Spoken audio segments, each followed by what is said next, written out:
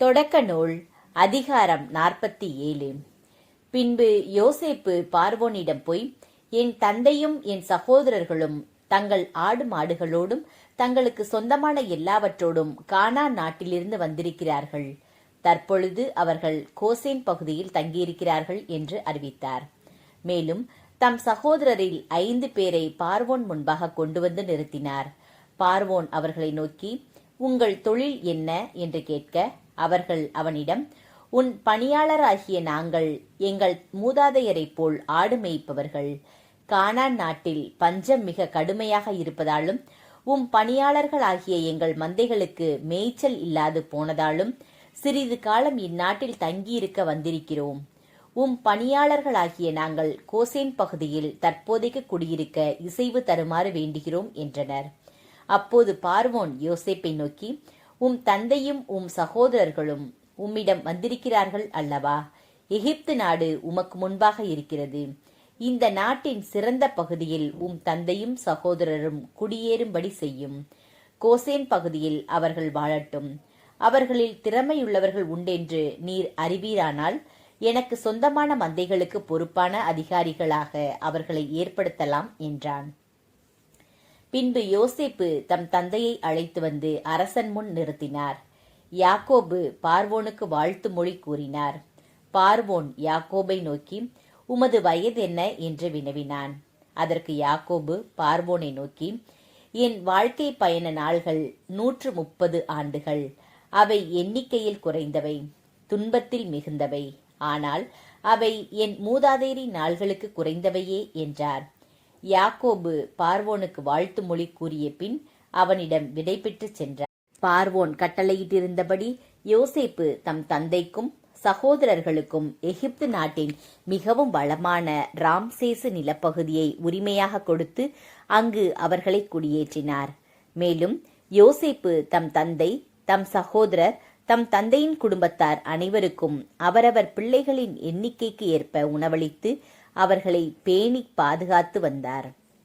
பஞ்சத்தின் கொடுமை. பஞ்சம் மிக கடுமையாக இருந்தது.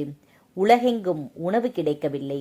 குறிப்பாக எகிப்து நாடும் கானான் நாடும் பஞ்சத்தால் வாடின. எகிப்தியருக்கும் கானானியருக்கும் தானியம் விற்றதால் கிடைத்த பணத்தையெல்லாம் ஒன்று சேர்த்து யோசேப்பு பார்வோனின் அரண்மனைக்கு கொண்டு வந்தார். எகிப்து கானான் நாடுகளில் பணம் தீர்ந்து போன போது எகிப்தியர் எல்லாரும் யோசேப்பிடம் வந்து, எங்களுக்கு உணவு தாரும், பணம் இல்லை என்பதால் உம்முன் நாங்கள் ஏன் சாக வேண்டும் என்றனர்.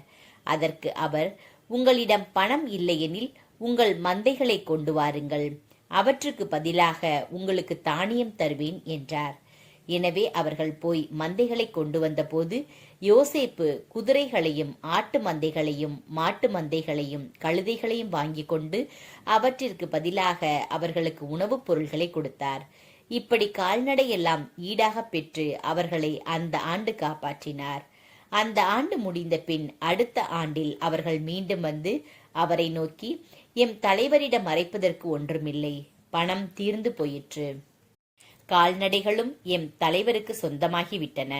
எம் தலைவருக்கு அளிக்க எங்கள் உடலும் நிலமும் தவிர எங்களிடம் எஞ்சியிருப்பது எதுவுமில்லை. உம் கண்முன் நாங்களும் எங்கள் நிலமும் ஏன் அழிய வேண்டும்?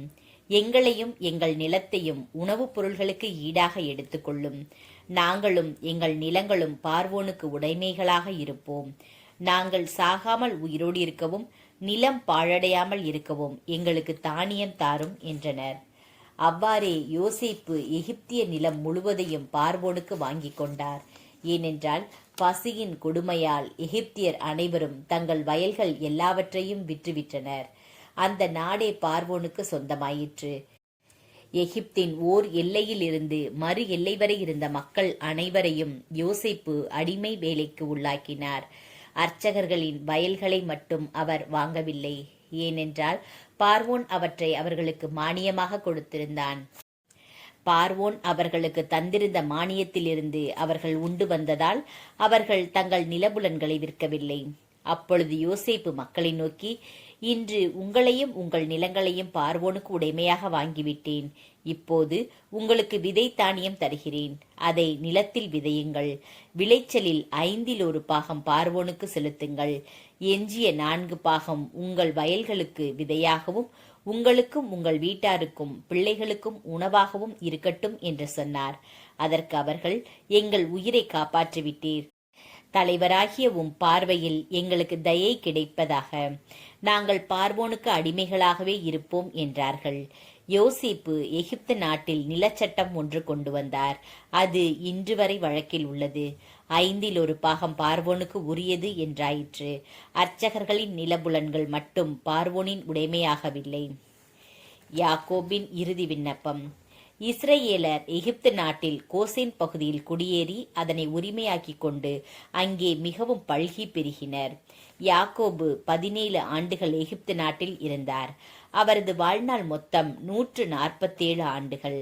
அவர் தாம் இறக்கும் நாள் நெருங்கி வருவதைக் கண்டு தம் மகன் யோசேப்பை வரவழைத்து அவரை நோக்கி, உன் பார்வையில் எனக்கு தயை கிடைக்குமானால் உன் கையை என் தொடையின் கீழ் வைத்து எனக்கு கனிவும் பற்றும் காட்டுவதாக வாக்களி. என்னை எகிப்து நாட்டில் அடக்கம் செய்யாதே. நான் என் மூதாதையரோடு துஞ்சிய பின் என்னை எகிப்து நின்று எடுத்துக்கொண்டு சென்று என் மூதாதையரின் கல்லறையில் என்னை அடக்கம் செய் என்றார். அதற்கு யோசேப்பு, நீர் சொன்னபடியே செய்வேன் என்றார். அவரோ, எனக்கு ஆணையிட்டு கொடு என்றார். யோசேப்பும் ஆணையிட்டு கொடுத்தார். அப்பொழுது இஸ்ரேல் படுக்கையின் தலைப்பக்கம் திரும்பி தொழுதார்.